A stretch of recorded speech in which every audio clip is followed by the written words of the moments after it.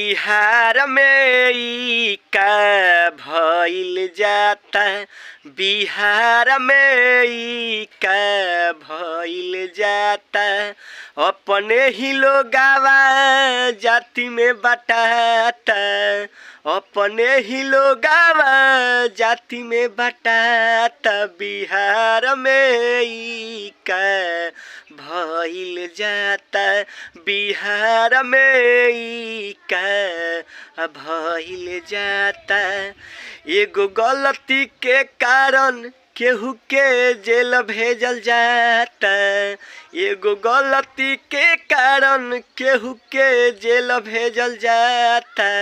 आ गरीब बुड़बक के आवाज दबावल जाता। गरीब बुड़बक के आवाज दबावल जाता। बिहार में ई का भइल जाता। बिहार में ई का भइल जाता।